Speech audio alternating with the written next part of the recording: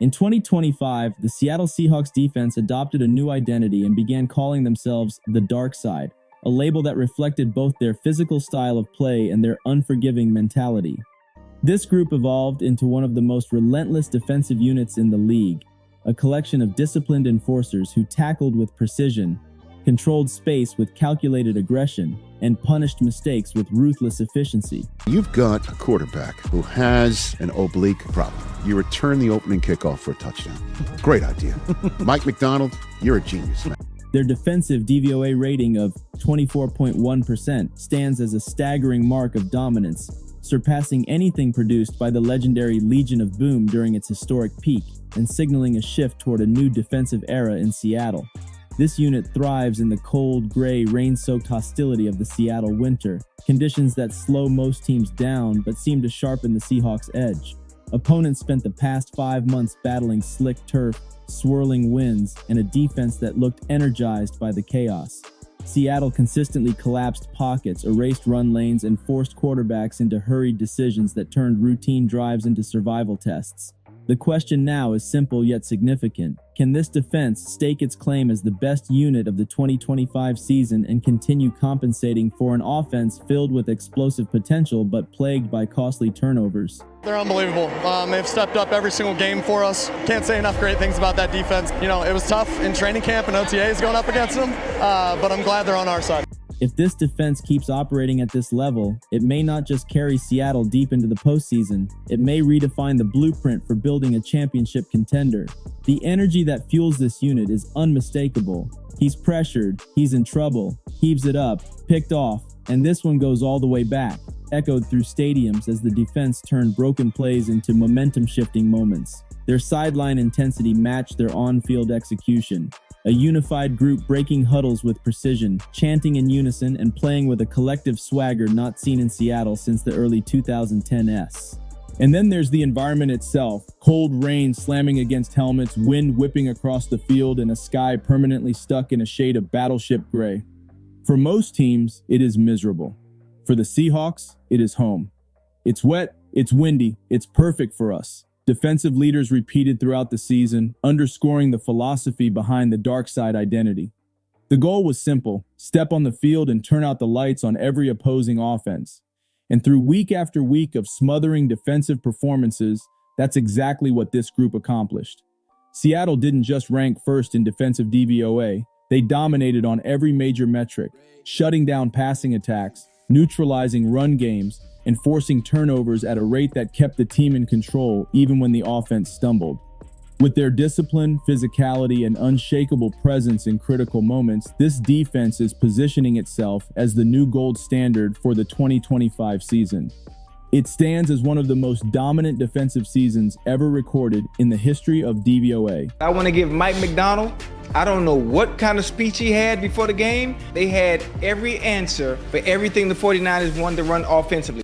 The Seattle Seahawks allowed just 17.2 points per game, the lowest total in the league, and achieved that mark against a schedule and set of circumstances that would have overwhelmed most teams. This defense faced relentless adversity, sudden change situations, short fields, and high-pressure drives created not by opponents, but by the volatility of their own offense. Yet, week after week, they responded with discipline, physicality, and efficiency that reinforced their identity as the dark side. Although Seattle's offense carried explosive potential, with one of the league's premier receivers and a top 10 ranking in multiple categories, it also created major problems. Quarterback Sam Darnold struggled with ball security throughout the season, leading the NFL in fumbles and repeatedly putting the defense in compromised situations. Those giveaways could have sunk a lesser unit, but Seattle's defenders refused to point fingers or show frustration. Instead, they treated every sudden change moment as an opportunity to impose their will, delivering stops that kept the team competitive even when momentum shifted against them. Their performance in the takeaway department was just as impressive. The Seahawks finished 6th in the league with 25 total takeaways, demonstrating an ability to erase offensive mistakes and turn defensive stands into game-altering swings. And when it came to stopping the run, they were nearly untouchable. Opposing running backs simply could not break through.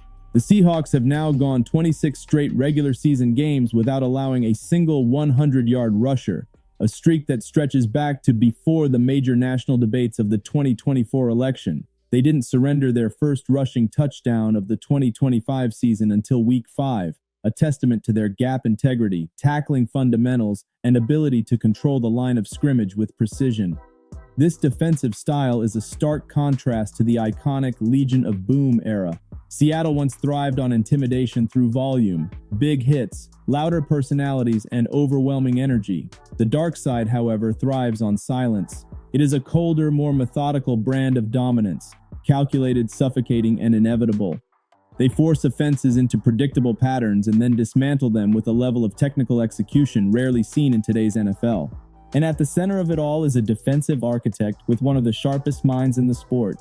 His system blends creativity with structure and uses disguise, leverage, and post-snap rotations to trap even elite quarterbacks into mistakes. Many around the league now consider him one of the most innovative defensive strategists operating in football today. If an opposing quarterback lines up across from Seattle, Mike Macdonald becomes the looming figure in the shadows, a strategic force many around the league now describe as the nightmare hidden beneath every offensive game plan. The Seahawks head coach has engineered a defensive blueprint that coordinators routinely call diabolical, a term that fits perfectly when breaking down how this system operates. Macdonald's philosophy is rooted in the illusion of overwhelming complexity. Before the snap, the defense appears chaotic and unpredictable. Linebackers hover in interior gaps, safeties creep toward the line of scrimmage with sudden bursts of movement, and corners flash blitz indicators that send protection schemes scrambling. At first glance, it looks as though Seattle is sending the entire house.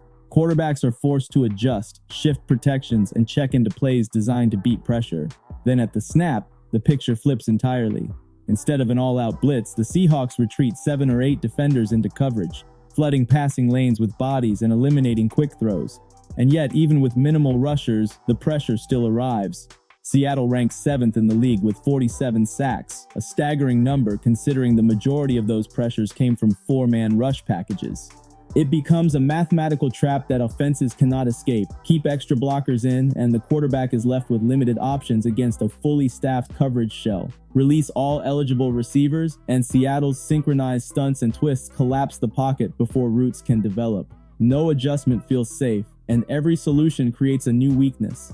It's a constant strategic dilemma where both choices carry consequences.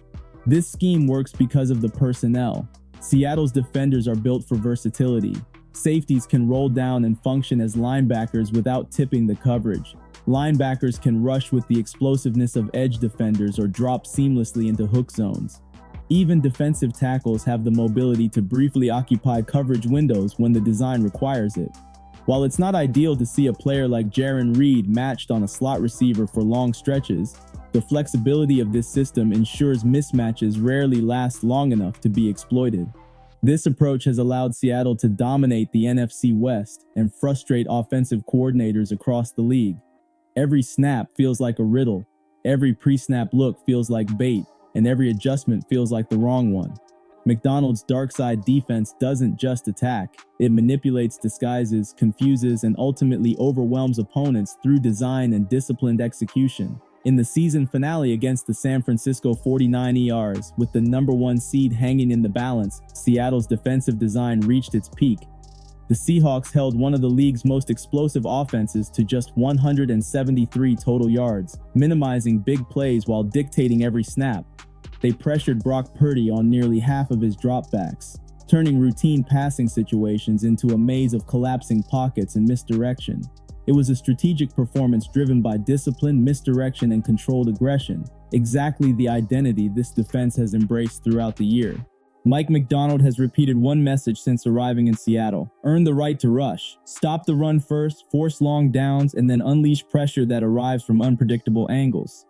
Against San Francisco, that philosophy was executed perfectly. Third downs became a showcase of disguise and disruption, leaving the 49ers offense unable to settle into any rhythm.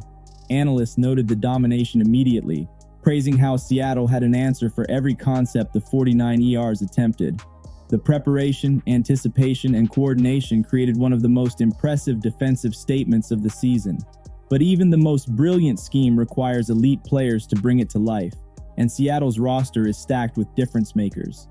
What elevates this unit is that it does not rely on one superstar. Instead, it functions as a constellation of high-level contributors who each play a critical role in maintaining the defense's identity. It begins with the spark in the secondary, Devin Witherspoon. His style combines the instincts of a cornerback with the force of a downhill linebacker.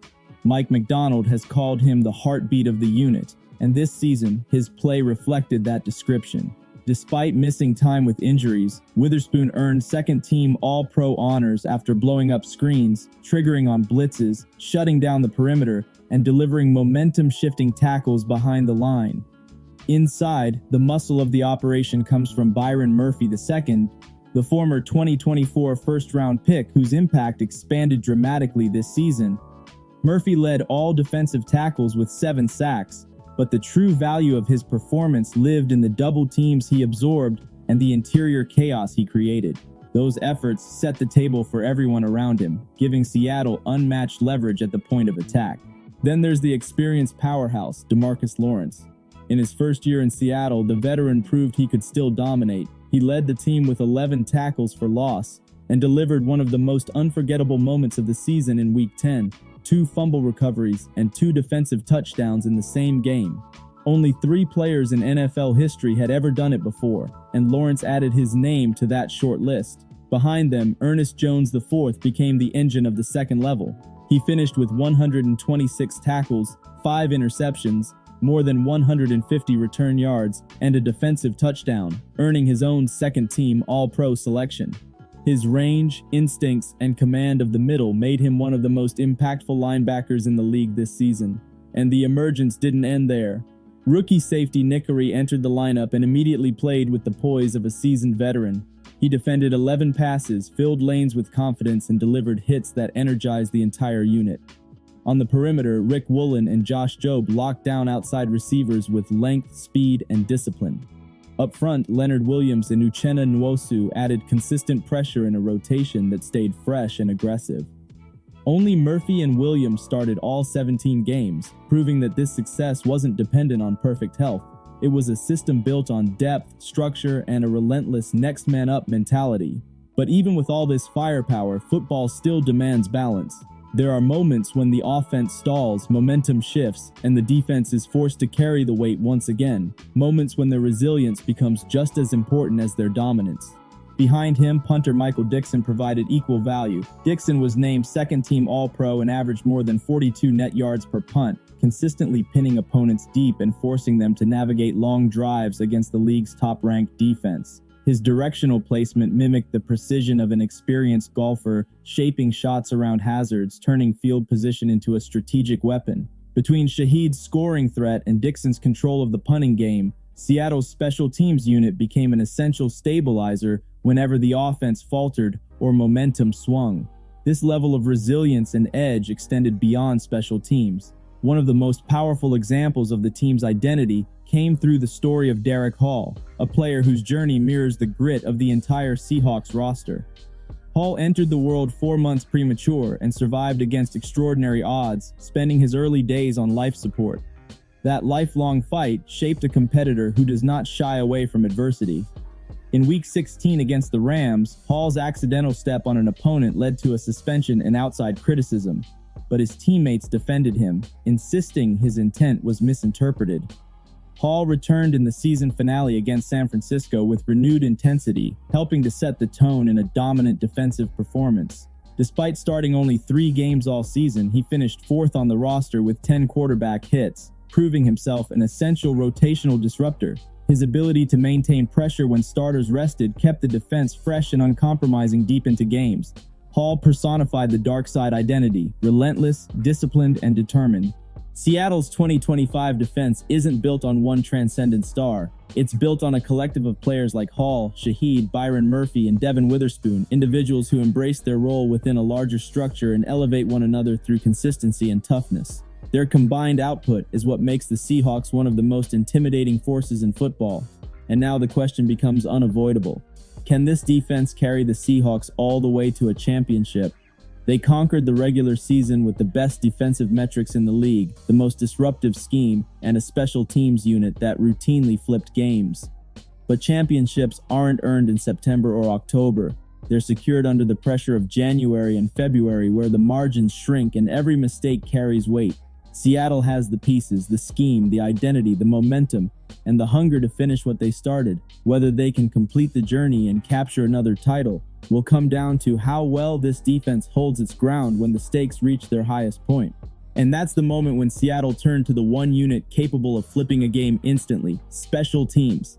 For most franchises, this phase of football is an afterthought. But in 2025, the Seahawks transformed it into a fully weaponized advantage. Their special teams group ranked first overall, powered by elite punting, precision kicking, and top-tier return production that consistently altered field position. It became one of the most reliable hidden edges in the league, complementing the defense's physicality with momentum-shifting plays that changed the tempo of entire matchups. The crown jewel of this operation was Rashid Shaheed, whose arrival mid-season gave Seattle a spark that opposing coaches immediately recognized on film. Shaheed returned kicks with explosive urgency, gliding through narrow lanes and accelerating past defenders as if he had access to a different level of speed. Against the Falcons in Week 14, he delivered a 100-yard kickoff return touchdown, cutting through the coverage team with angles and vision rarely seen at the professional level. His presence alone forced opponents to kick away from him, leading to shortened fields and easier opportunities for the offense. But Shaheed reserved his most pivotal moment for the playoffs. Opening the divisional round against the 49ers, he fielded the kickoff, found a crease, and exploded 95 yards for a touchdown before most fans had taken their seats. It instantly shifted the tone of the game, putting pressure on San Francisco's offense and energizing Seattle on both sidelines. His impact reshaped the geometry of matchups. Returners like him force defensive adjustments before the offense even steps onto the field, creating advantages that ripple through every phase of play.